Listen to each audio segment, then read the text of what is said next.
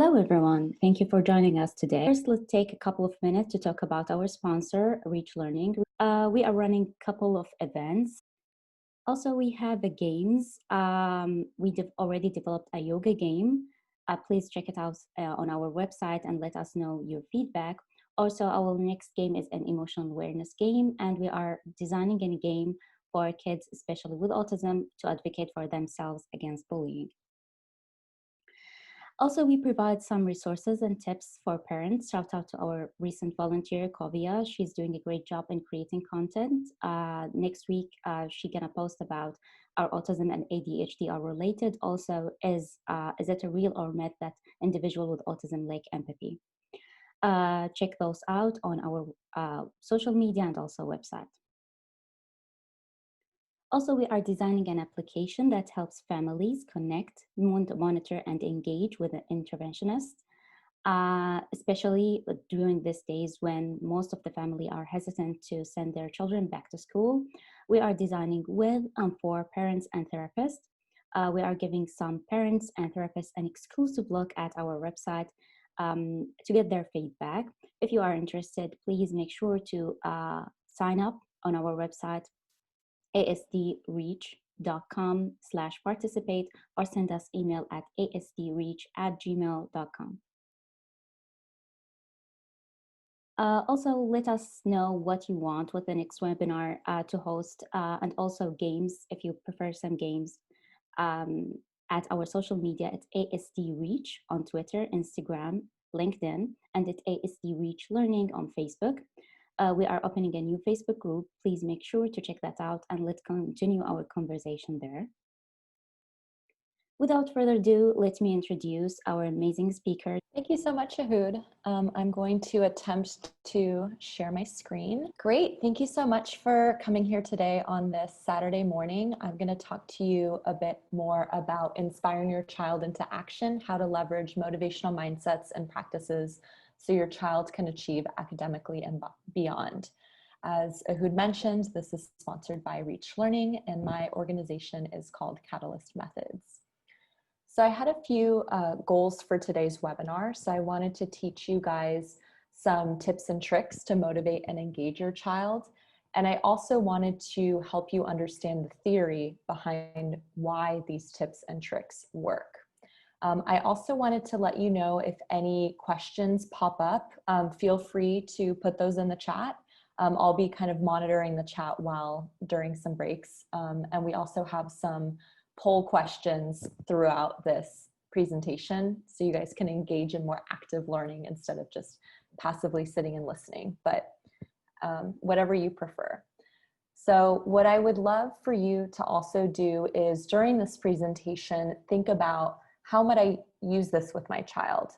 How might my child react to this? And have I tried something like this before? I think a lot of the things that I'm going to be talking about are things that maybe you've done before, and maybe you didn't know why you were doing them, or you've heard other parents doing them. So I'd love for you to think about if you've tried this before, how might your child react to it, and how might you use these tips with your child?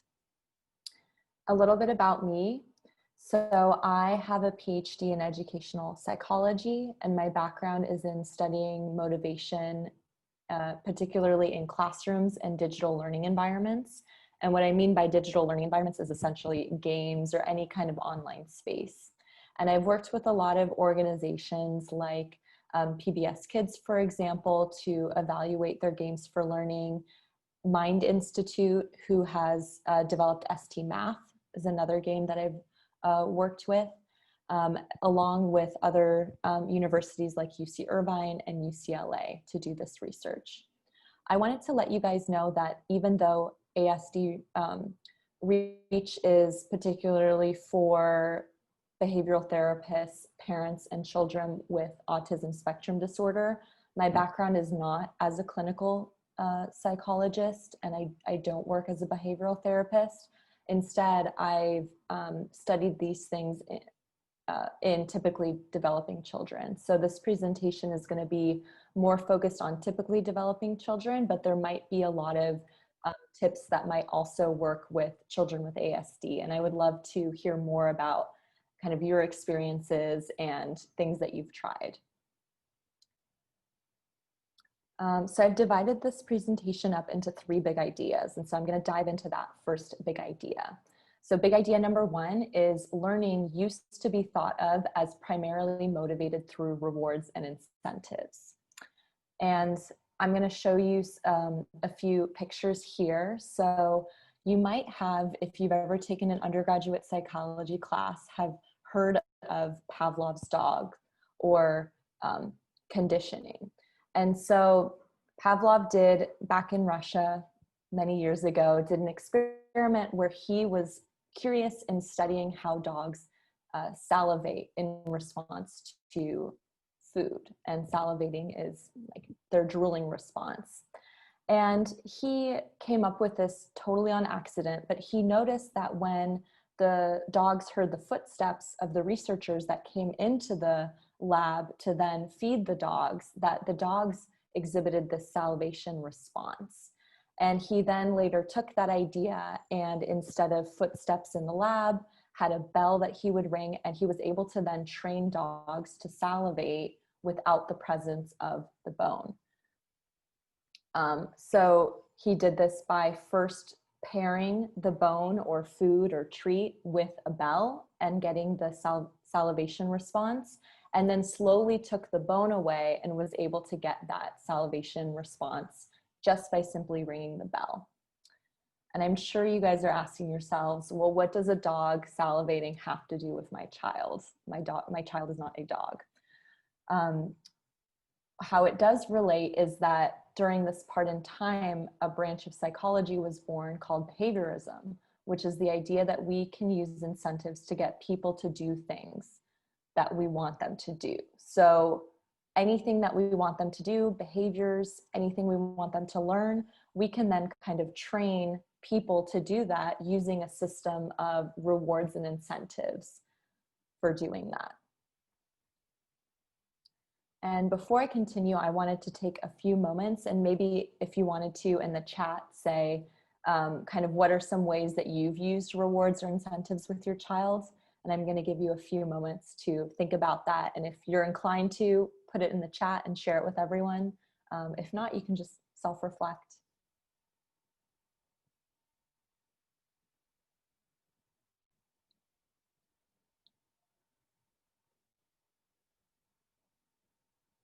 I know, for example, when I was growing up, for a good report card, right? Maybe I would get some stickers or even some money. I know some parents might give money for A's. Okay, I see some ideas here. So TV time, that's another way, or time on the iPad, time playing video games. That's another great one that someone brought up is, you know, people maybe buying the child's favorite treat, Oreos, something like that. Okay, I see one also, someone said that kind of structuring it in an if then. So if you do this, then I will reward you. If you clean up your room, then I'll give you more TV time. Great. So you guys are already familiar with this idea of rewards and incentives. Again, just another prompt that while you're listening to this presentation to think about how might I use this with my child?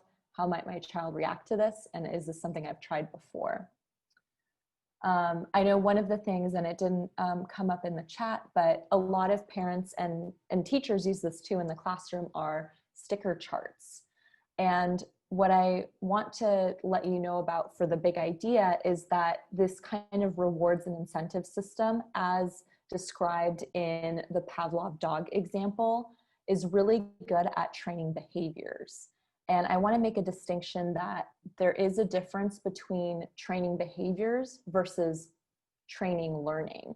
So whereas a sticker chart at home can be really good at tracking your child's, you know, whether they made their bed in the morning or brush their teeth every day, we want to differentiate training behaviors from training learning. big idea number 2, rewards and incentives are not always appropriate for motivating learning. And this aligns really nicely with kind of what I had mentioned before, is that this whole line of research was done in thinking about how do we change behaviors. And only later on, we thought about how do we motivate learning. And I noticed that I don't say training learning. We should call it motivating learning. So I wanted to tell you about a story, and this was a research study done in the 1970s. And what the researchers did is that they had a bunch of children come into the lab and ask them to play with markers. And a lot of kids at that age love drawing and coloring and playing with markers. And the researchers then split up the group of children into 3 groups. They had one group of children who were rewarded with a blue ribbon after they played with markers. And they were given this like good player ribbon every time after they played with markers. Then they had another group of children who were in the unexpected reward condition, where they got the blue ribbon only sometimes. It was not every time that they played with markers, but only sometimes. And it was during times where the child didn't expect it. Then there was a third group of children who didn't get any reward. So they just kept playing with markers and they did not receive any kind of blue ribbon or any kind of positive reinforcement or anything like that. And I want to ask you guys a question. So the researchers brought the children in and they were asked to play with markers. Then they were either given a reward, given an unexpected reward, or not given a reward at all. If you were to wait and see what happens, who do you think kept playing with the markers after? Who enjoyed drawing the most? And we've released, thank you Ehud for releasing that poll so we can see kind of who do you think enjoyed playing with markers or drawing the most? And I'll give you a few moments to answer and think about that. So we have some people who say that children who were rewarded with the blue ribbon enjoyed drawing the most. And then some more people who thought kids who got the unexpected reward enjoyed drawing the most. I'm going to leave it open for a little bit more longer if you guys want to chime in.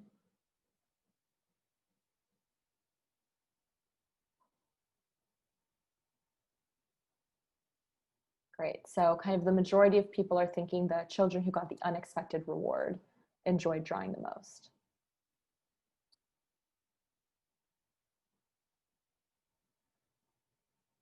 Great. So I think the majority was correct. So the study found that children who didn't get a reward and who unexpectedly got a reward were equally likely to keep drawing and enjoy drawing most. However, children who were awarded the blue ribbon after every time that they drew ended up not liking drawing and spent less time drawing when the researchers gave the children some free time.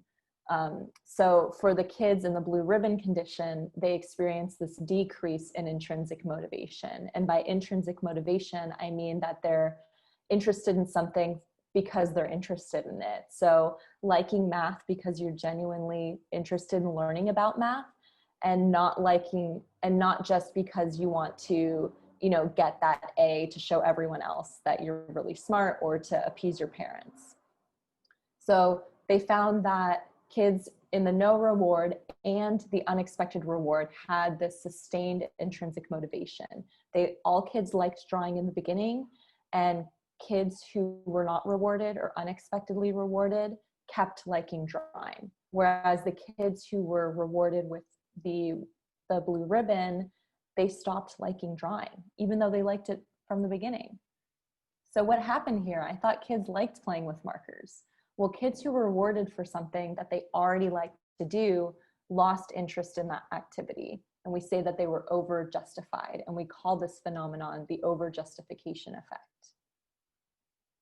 Kids who were not rewarded for what they already liked to do or were unexpectedly rewarded continued liking that activity. So what does this mean for me as a parent? Again, I'm going to prompt you again to think, how might I use this with my child? How might my child react to this? And have I tried something like this before? So what does this mean for me as a parent? Rewards aren't necessary for things that kids already like to do. So for example, if your child likes reading, you don't need to reward them for reading or finishing books. If you want to, you can think about an unexpected reward, something that's very sporadic that the kid isn't expecting, or not rewarding them at all. I'm not sure if this is the case for when you guys were growing up, and when I was growing up, my school always had these like pizza parties, these where you had a competition in your classroom to see which classroom could read the most books, and the classroom who read the most books got the pizza party at the end of the school year. And what's funny about this is that when researchers were studying, well, did the pizza party motivate these kids to read more books? The finding was, well, we just ended up with a bunch of fat kids who couldn't read. So the pizza party did not do a good job of motivating reading. And in fact, it had a negative effect. So what are some other tips and tricks about rewards and incentives? So, we've already talked about if the kid already likes doing something, there's no need to reward them for it. There are going to be some instances where either you want to give them an unexpected reward for something that they like, or the kid just does not like, they don't like that activity to begin with, and you kind of want to motivate them to like it. So one of the ways is to make the reward meaningful for your child. So as I mentioned in that study, they give the kids a blue ribbon. The kids don't really care about the blue ribbon. Maybe something better would be a reward that's meaningful. Like if they like drawing, what about rewarding them with something like markers or crayons? If they like reading, you might want to encourage more reading behavior by giving them more books as a reward. So really think about not just when you're going to reward your child, but also how you're going to reward them. I also want to mention that verbal praise can be a really meaningful reward. So it doesn't even have to be a physical object, but just kind of some recognition that they're doing something well. I also want to make the point that positive reinforcement is better than negative punishment.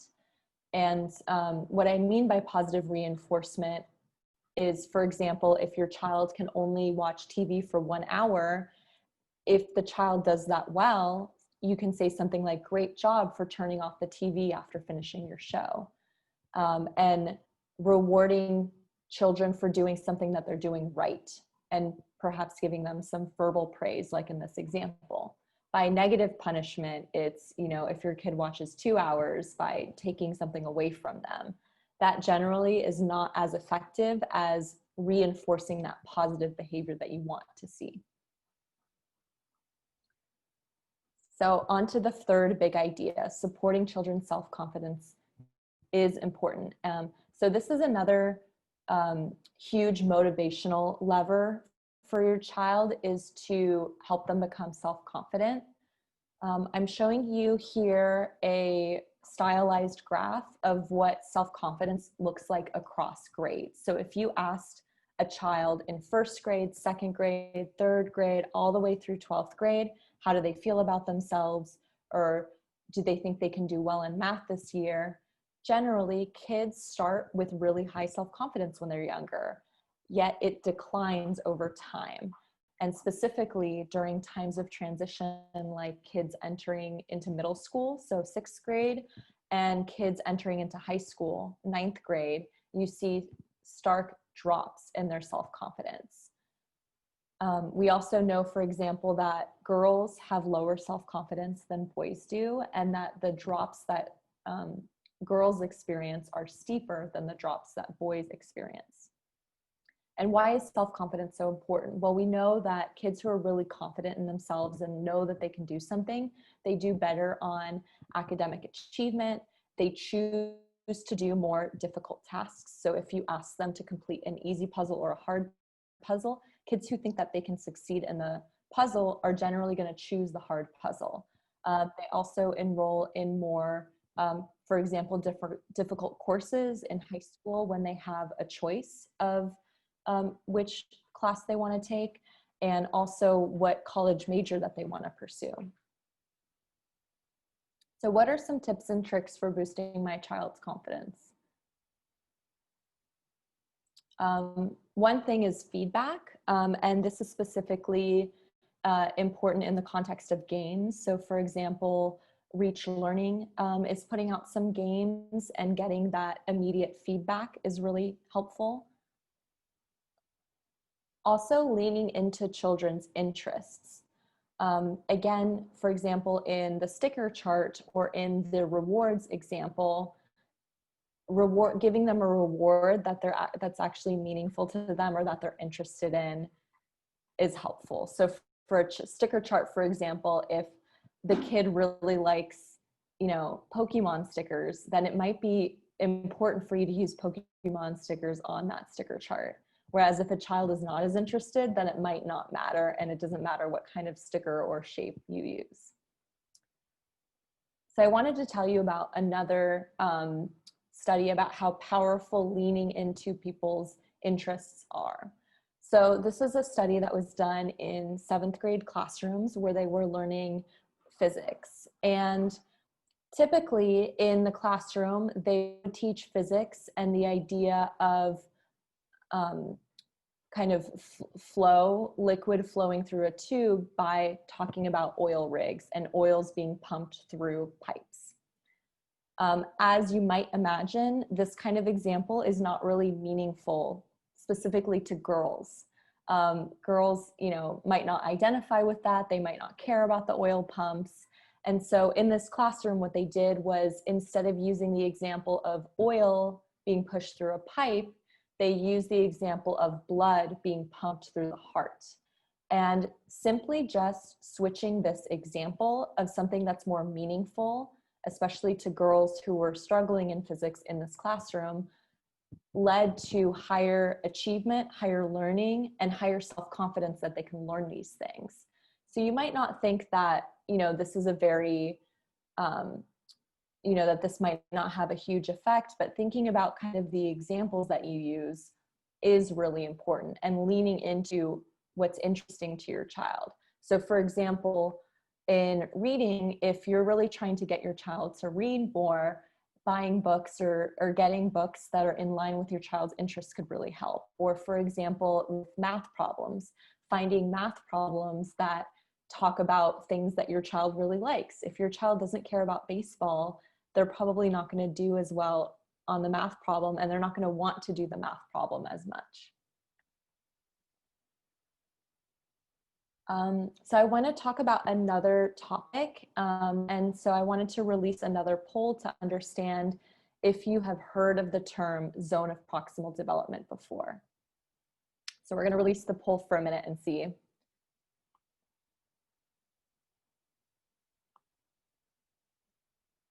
Okay, so it looks like most people are saying that they haven't heard this before, or that they don't know. I'll give you a few more moments to decide.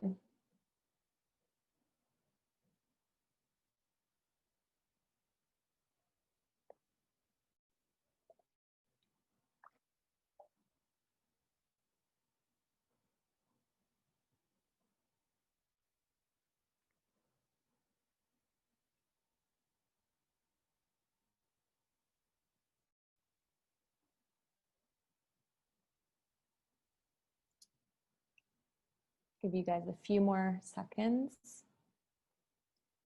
Okay, so most people haven't heard of this before. This is really useful for me to know. I talk with a lot of teachers, and I think teachers seem to know this term a lot. So I was curious about what parents knew. So zone of proximal development is, if you think about this image of these circles, that this darkest circle is what the child can do by him or herself. So for example, if it's reading a really basic sentence or completing a really basic puzzle, it's something that you know that the child can do by themselves. Then this outer circle is what the child can't do. So maybe the child can't complete the very difficult puzzle. It's too hard for them. They might be, you know, a 3-year-old and you're giving them a 5-year-old puzzle to do. Well, the zone of proximal development is this area between what the child can't do and what the child can do by herself. And so it's this area that where the child can do that with help. So it could be with the help of the parent or with the help of the teacher. It's the distance between the actual development level as determined by independent problem solving and the level of potential development. And this is attributed to Vygotsky, who was a very famous Russian child developmental researcher. And so this concept is really important because you can think about building self-confidence by starting to slowly introduce things that the child can't do, but they can do it with some help. And so sometimes you don't always want to just give them something that they already know how to do, right? You want to challenge your child to do something new. It takes some self-confidence to be able to do something new. But you don't want to give them something that's way too hard, because that's also very demotivating. If the child can't do it, they might get frustrated, they might give up on it, they might start crying. So I would suggest leaning into what they can do and to provide some healthy scaffolds for them. So maybe it's giving them a medium difficult puzzle, but you're there to help them. And when you think about how you can help them, you know, you don't want to totally do the puzzle for them, but giving them just a little bit of help so that they can do something. And then at the end, you can again tie in that verbal praise or positive reinforcement and say, you know, look at what you just did. You just did this really hard puzzle. I wanted to also mention that this is one of the things that we've specifically incorporated into the Reach learning platform, this idea of tracking, you know, did the child do it by themselves? Did the child do it with help? Or was the child not able to do it? I just wanted to give you a few moments if there are any questions that have come up during this that you want to add in the chat that I can address, or if there's something that was unclear. Just going to give you a minute to do that.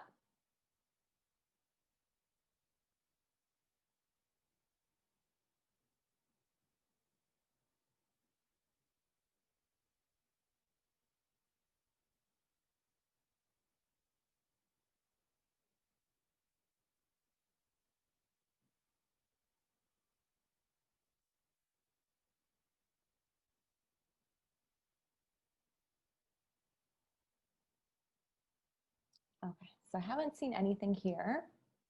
So I wanted to provide a recap of all of the tips and tricks. So we talked about rewards and incentives, and I want to make sure to remind you not to reward your child for something that they already like doing. That can lead to disengagement and not being motivated. One of the things here that I forgot to mention earlier is that as a motivation researcher, we typically think about young children as being very interested in learning and you know, always asking questions. Why is the sky blue? Why is it doing that? Engaging, wanting to engage in things like scientific inquiry. And that oftentimes that when kids start entering school and they have to learn, they like learning less.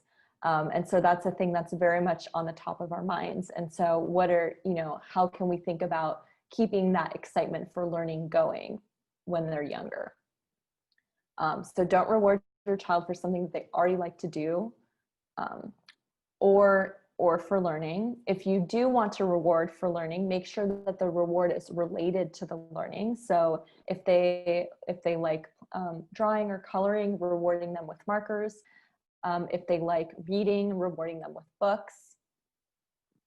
And try and reward with something that the child really values. And I see I have a question here in the chat about what about children with ASD? And my understanding of children with ASD is that they typically have kind of like a heightened sense of things that they like and dislike, like very strong likes and perhaps very strong dislikes. accompany that. And so really trying to understand what are the things that your child likes and incorporating that in everything. If your child really loves trains, you know, books about trains, maybe there's pencils that have trains on them, those kinds of things, puzzles with trains, those things can be really motivating for your child. I do want to reiterate that it is okay to reward for behaviors, and especially when you're trying to teach your children specific behaviors, hygiene, being polite, for example, saying please and thank you, that something like a sticker chart and a reward system can be very effective. So make sure that you're using positive reinforcement, that you're seeing, oh, I'm really happy that you brushed your teeth today without my help, or I'm really happy today that you made your bed without me asking. That these types of things are more effective than punishing. And again, we talked about a lot about interest and self-confidence, and we want to capitalize on children's interests. So not only in the types of rewards that you want to give them, but also in trying to think about boosting self-confidence. We know that feedback can promote self-confidence. For example, games are a very motivating environment, even though kids fail a lot in games and, you know, their Mario character dies, it's still pretty motivating to keep playing, especially getting that immediate feedback. Keep the zone of proximal development in mind. So think about if, you know, not only focusing on what the child can do, but what they can do perhaps with your help or a teacher's help.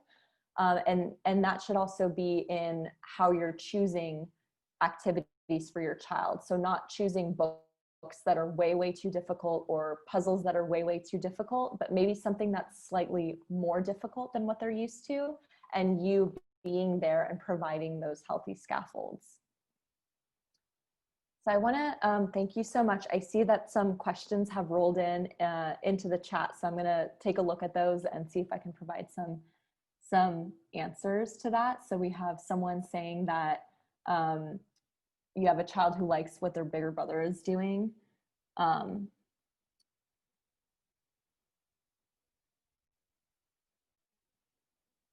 Oh, interesting. So it's kind of this idea that the older brother is kind of influencing the younger sibling into the likes and dislikes, and that this parent wishes that the younger sibling focuses more on their own personal likes and dislikes. Yeah, I think that's a really good question. And I think that is also a great example of the social aspect of learning as well. So I mentioned that in our first big idea with Pavlov's dogs, that was a time where we really thought learning was all about rewards and incentives, but that slowly, as we started doing more research, we really thought about this social aspect of things. And it's not just about rewards and incentives, but also what your friends are doing, what your siblings are doing. And so this is kind of an example where I'm thinking about leaning into the younger sibling self-confidence, and maybe also using some positive reinforcement. So when you do see sometimes when the younger brother is engaging in activities that he likes, not just because of the older brother, pointing that out and saying, you know, I really like how you did that. You really took ownership and you didn't just follow in your brother's footsteps. There's one question about if a child can only get academic improvement by getting rewards, should I always reward her? That's a really good question. I think something that a lot of parents are conflicted about, right? It's you know, a lot of kids they are driven by rewards. We mentioned earlier that the unexpected reward is actually as good as the no reward condition. So if there's ways where you can, you know, unexpectedly reward your child, that would be a way to go instead of totally relying on rewards every time.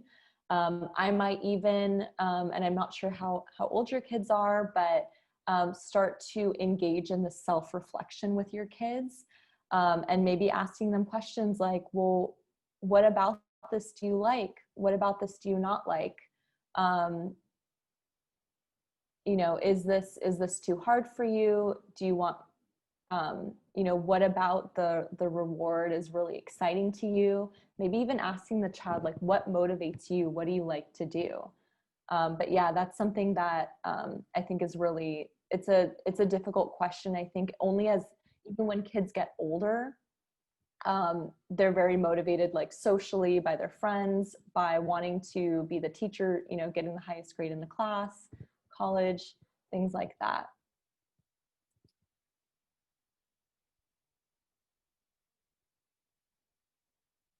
Oh, interesting. So there's also one question here about children who might be kind of overly perfectionist.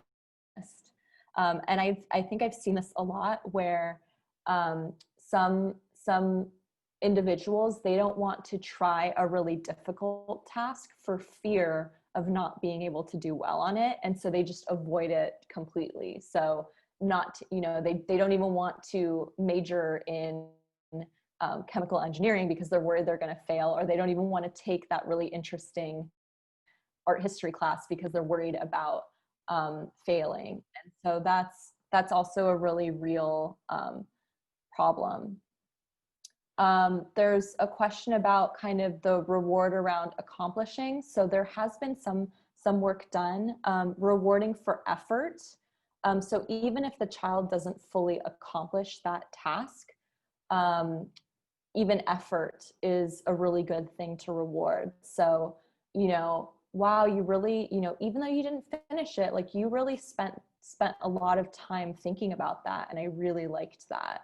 Or that's a really good trait to have, is someone who spends a long time thinking about it, even if they can't always finish it. So in the interest of time, I'm going to move it back to Ahood, who's going to introduce Trish, and I will participate also in the chats and give you guys some more comments in the chat. So thank you so much for having me.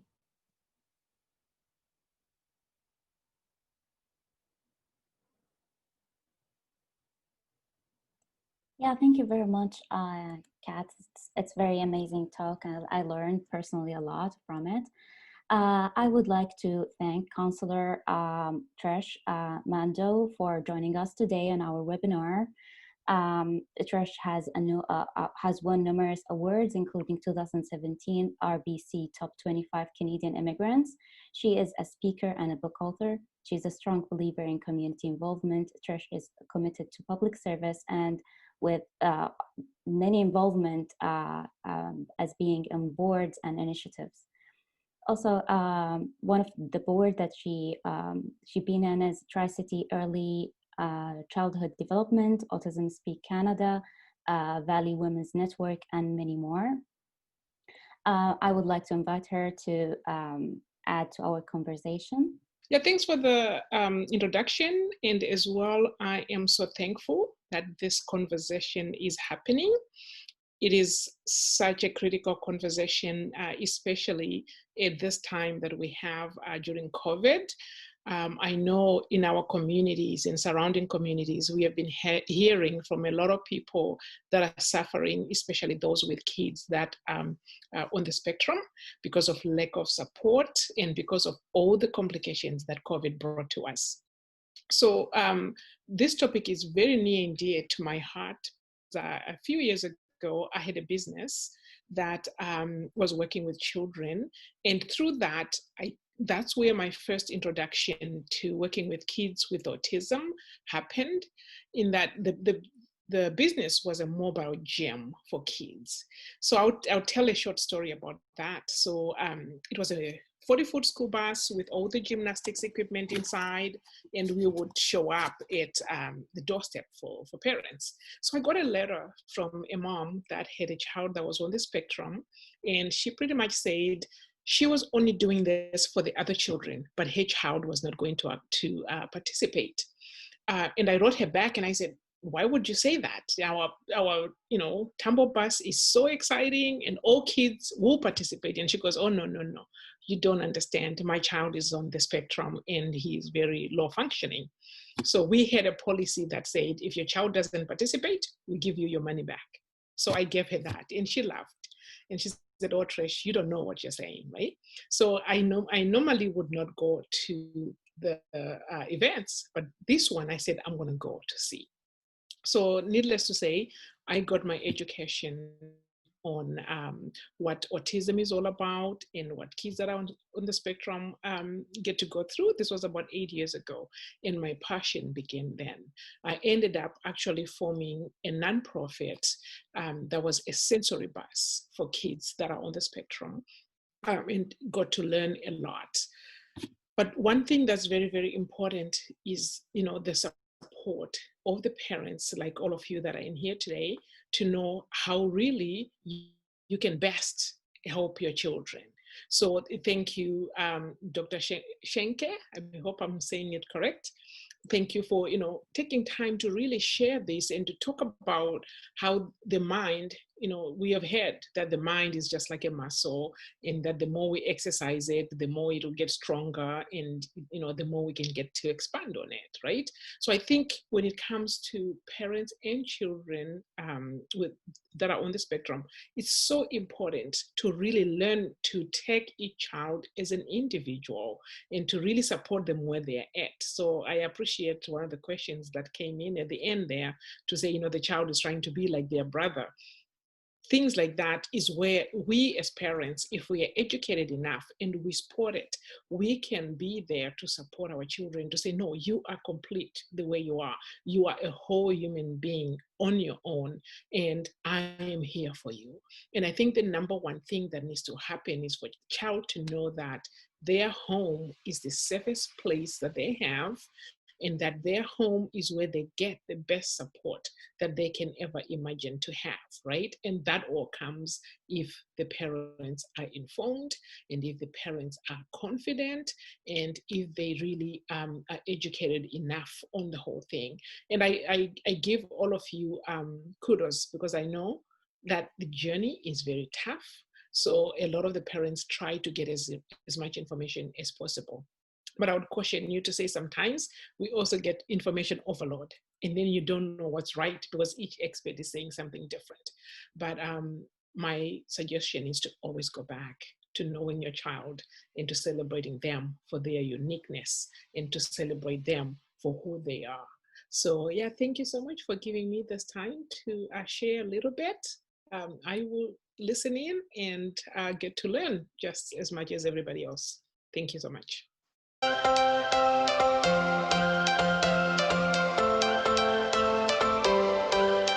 Every change has a reason, baby, let it come to you. Every soul, every season lives outside of status quo. If we stop believing we're meant to be, expanding our abilities. If the passion's gone, we are doing it wrong. Baby, you and I should start living now. With the whole world at our feet, we could stay or we could leave. There is nothing in between. So baby, we should start living now. 'Cause we only have this life. Wanna laugh and wanna cry. I don't wanna waste my time. So baby, we should start living now.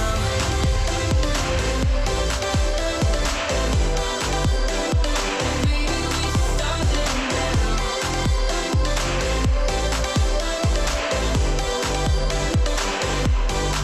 We are close, can you feel it? Something is behind the clouds. We just have to be